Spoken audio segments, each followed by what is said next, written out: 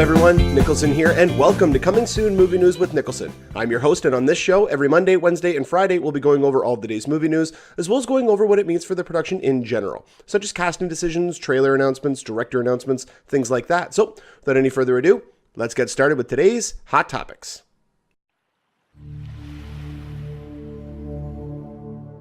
We now have our first trailer for Star Wars Episode 7, The Force Awakens, and same with the Jurassic World trailer. I do not get all the hate around this trailer. There are so many people out there who are saying I was underwhelmed by it. And, I can understand if your expectations were so high, but I don't think a lot of people really understood the fact that the movie comes out in a year. We are still over a year away from this movie coming out. This was the perfect teaser trailer for this movie. And there's a couple of reasons why. One, we got a lot more footage than I thought we were going to get. The initial descriptions, one of the descriptions was very, very similar to this trailer.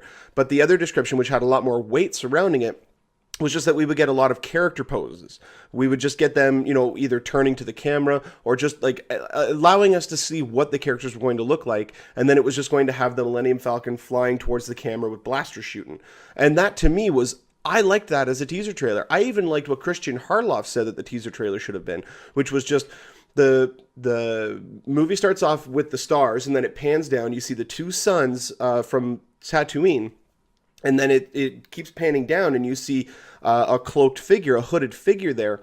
And then the cloaked figure turns around and it's Luke with his beard and he ignites his lightsaber and then you have the title come up. That to me would have even been the perfect trailer. This gave us so much more footage, gave us so many little tidbits to eat up. It was just fantastic. And there are a couple of things about this trailer that really stood out to me. One, the new, or should I say old, Sith lightsaber. Because this new lightsaber, from the reports that I've been reading online, looks to be an ancient weapon. That's one of the reasons why the actual energy from it looks like it's almost like lightning, where it's actually just fraying off at the ends, which I thought that looked incredible. I thought that was such a good visual update to that, while still not showing us what everybody else in the movie is going to be using. Another really big standout to me, with that, not only was the hilt on the lightsaber, actual little mini lightsabers. I thought that was really cool. And a lot of people have been saying that, well, you can't spin around with it. You're going to cut yourself in half and all this. And people said the same thing about Darth Maul with his double-sided lightsaber. So, to me, it looks really cool. It's an updated version of something that we already know. If we had just seen things that we've already seen before, I don't think this trailer would have had as much of an impact. I really liked all the new things that we got. We got a new brief look at what the stormtroopers look like, and it did confirm that concept art that came out, which leads me to believe that a lot of these rumors that have been coming out about Star Wars are actually correct. One of the ones that was actually debunked was Oscar Isaac. Now, again, we just have this one shot from the trailer. We don't know if he is basically like a mercenary who is dressed up as a rebel force, but he's in the X-Wing, piloting the X-Wings, most likely will be commanding that X-Wing squadron that you see flying over the lake.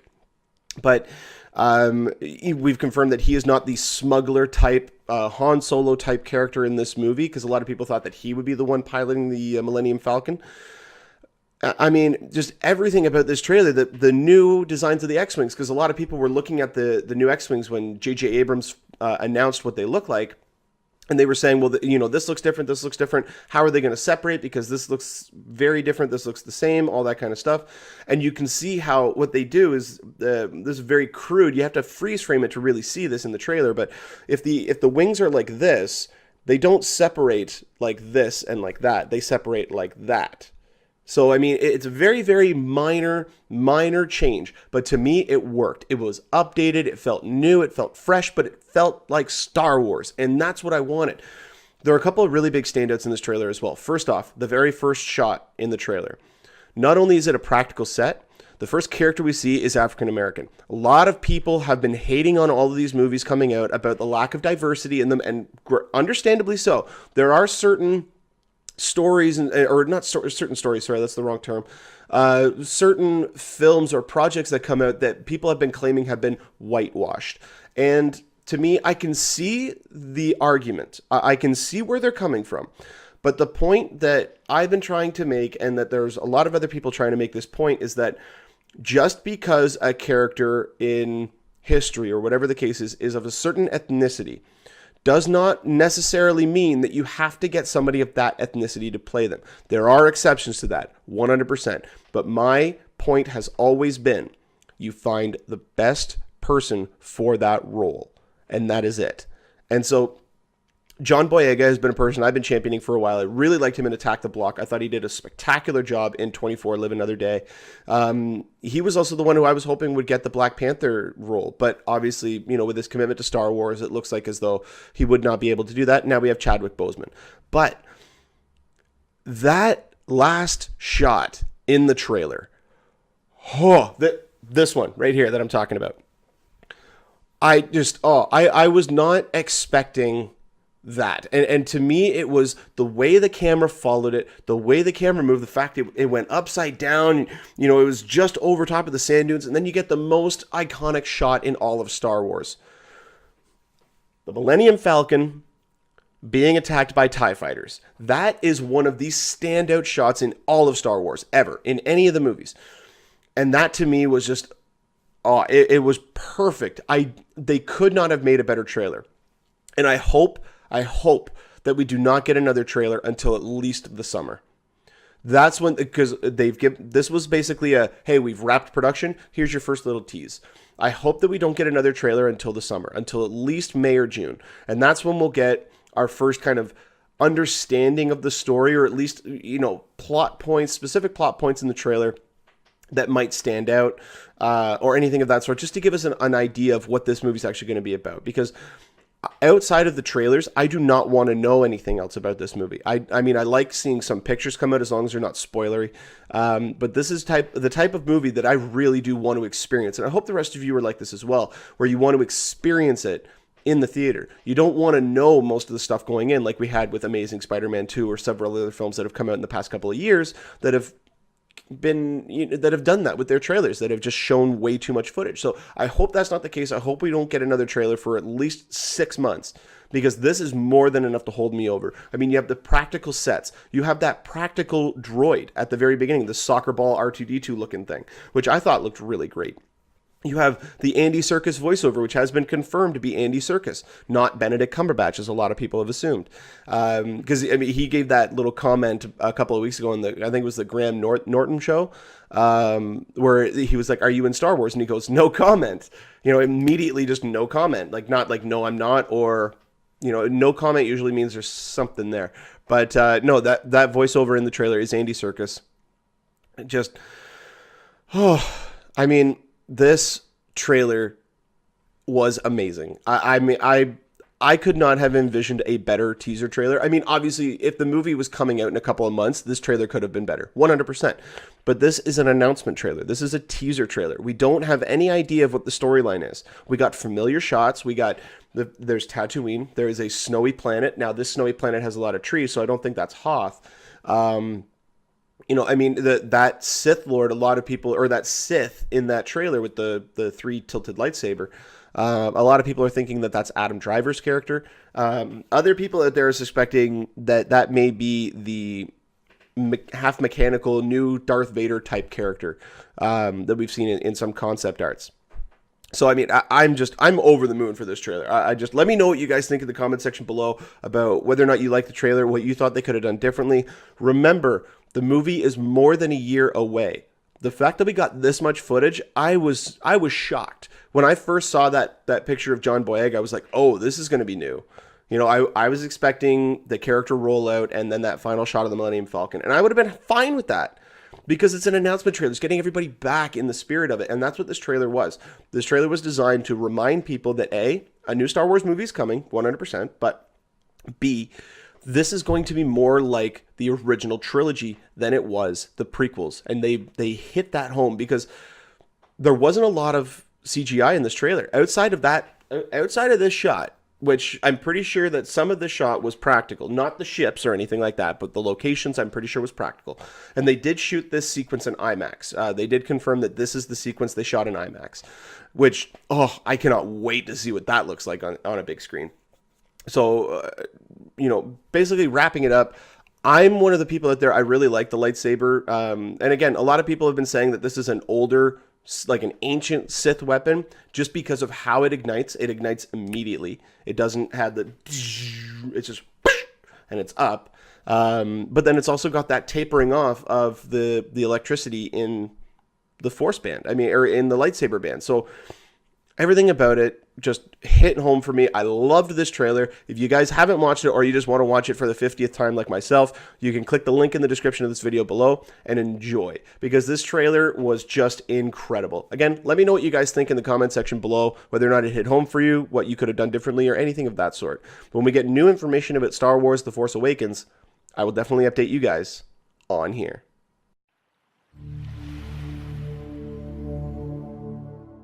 Because Disney made the announcement earlier in the week that the Star Wars trailer would be dropping on Friday, most of the other movie studios out there just said, we're not going to be releasing any information about this, about any of our projects. So one of the other titles that did come out over the past couple of days was the announcement that Fox has officially greenlit Independence Day 2, or the title that is currently going by, which I hate, is ID Forever. That is one of the dumbest titles I've ever heard. It's almost like Take 3 in. You know, I mean, it's just a stupid title, and I hope that they change it. But they've officially greenlit one movie. So we're not getting ID Forever Part 1 and Part 2 yet. So most likely this movie was rewritten as a standalone film, or as a singular film. Most likely we'll be leaving the door open to continue the story. But there's a couple of things about this movie that really intrigue me. One, Independence Day is one of the most fun popcorn flicks of all time. This movie is just absolutely fun from beginning to end. There's so much pop culture in this movie.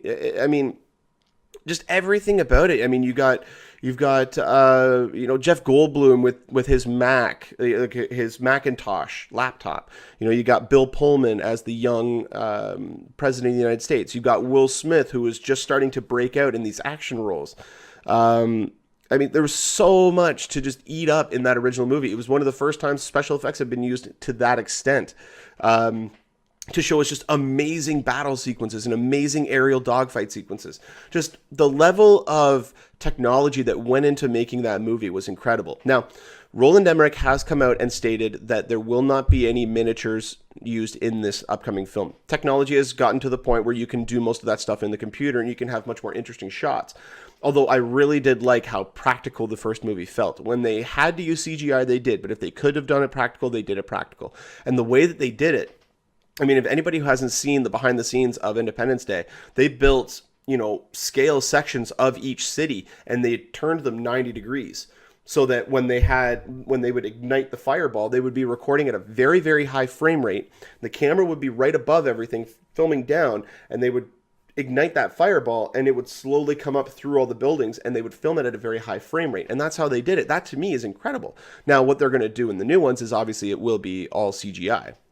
It's just too much time and too expensive nowadays to just do practical effects for the most part, unless that's part of the feel that you're going for. But Independence Day is not that. Independence Day is just pure spectacle, and it's just great.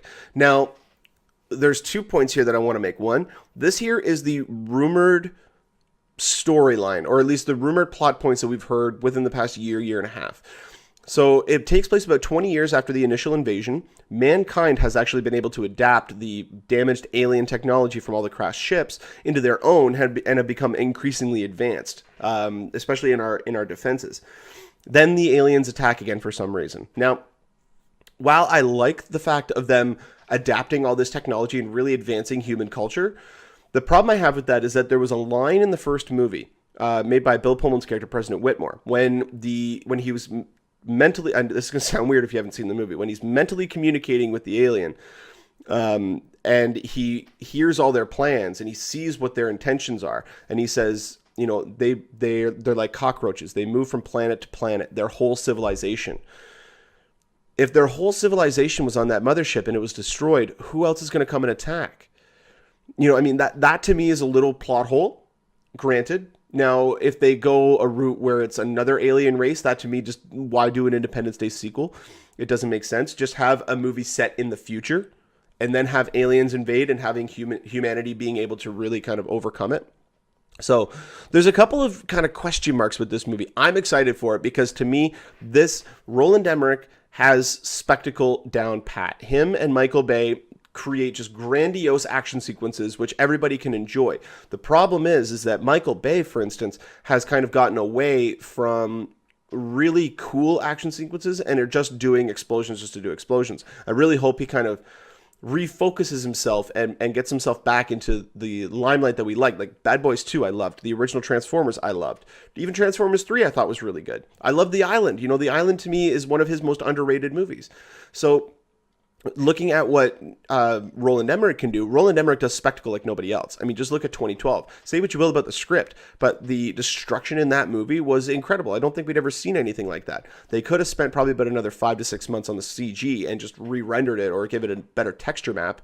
But this just, this movie's been taking a little bit too long to come out. Now, they've greenlit the movie. All they need to do now is they need to secure Roland Emmerich as a director, because he's not secured as a director. I mean, he's been talking about this movie forever, so it's not like he's going to say, no, I'm not going to do it. But once that happens, once they get him signed on, which will probably be in the next couple of weeks, production is set to begin in May of 2015. The movie has a scheduled release date right now of June 24th, 2016. So we're going to be getting this movie in a year and a half. That is incredible. We're at a point right now where usually when movies are announced, they're not coming out for several years. This is a year and a half, and we're now finally getting the green light on it, and that to me is exciting. But there's one crucial piece that needs to be included in this movie. By the way, they've already confirmed that Will Smith will not be involved. They've reaffirmed that, I should say. Jeff Goldblum and Bill Pullman are still likely to be involved in the movie, but there's one crucial cast member that needs to be included, and that man is Adam Baldwin. Adam Baldwin's character needs to be in this movie. He needs to be the new Robert Loggia. He needs to be the new general in charge of everything. Because anybody out there who watches Chuck, he was so good as John Casey. I loved him as John Casey. He's great. I mean, he was great on Firefly. He's now got The Last Ship, which he's good on. I mean, he's really kind of stuck to television. But I hope to God that he comes back, because he's just such a cool presence. And to me, I think that he has the experience now to really hold his own and to really help carry this movie. So I hope that happens. I hope Adam Baldwin comes back, because that would be great. I'd even love it, if he did like a little John Casey moment in the movie, like a little growl or something like that. Or, he sees a picture of President Reagan and just gives, the salute or something like that. It's just, I love John Casey, and I think that could work so well. If they had Adam Baldwin back in Independence Day 2, I think that would just add so much more to the movie. I think he'd be great, especially alongside Jeff Goldblum. I think those two would have really great back and forth between one another. If Judd Hirsch comes back, that would be great as well, because he's currently on the TV show Forever, which is a really great show. If anybody hasn't watched it yet, the premise of the show has really kind of taken a back seat to the procedural aspect of it, but I really like the fact that it's about a guy who lives, anytime he dies, he just pops back up in the river. He can never actually die, and he stays the same age. And so Judd Hirsch plays a character who looks as though he's his father, but he's actually I don't think he's his actual son, but he might be his adopted son. I'd have to rewatch some of the episodes, but he's a person who went from being a baby to now being somebody in his 60s, while Ioan Gruffudd's character has just stayed the same age. So it's a great show. I definitely recommend to check it out. And Judd Hirsch coming back with Adam Baldwin, with Jeff Goldblum, with Bill Pullman. That would be great. This movie could be bad. It could be absolutely terrible. I'm going to admit that right now. But I'm on board for Independence Day 2 because I loved the original so much. As it stands right now, production is set to begin in May 2015 as long as there's no other hiccups. And that means that we'll be getting the movie on June 24th, 2016. If we do get more information about this topic, I will definitely update you guys on here.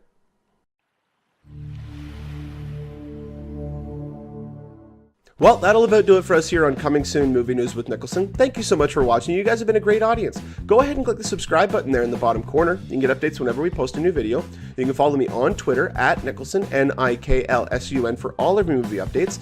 And you can also find us on our Facebook page at facebook.com/Movie News with Niklsun. If you guys ever have a topic or question you'd like to have discussed on the show, go ahead and put a comment in the comment section or email me at movienewswithniklsun@gmail.com. And on every Friday episode, we'll try to answer as many as we can. But until next time, you guys enjoy the rest of your day.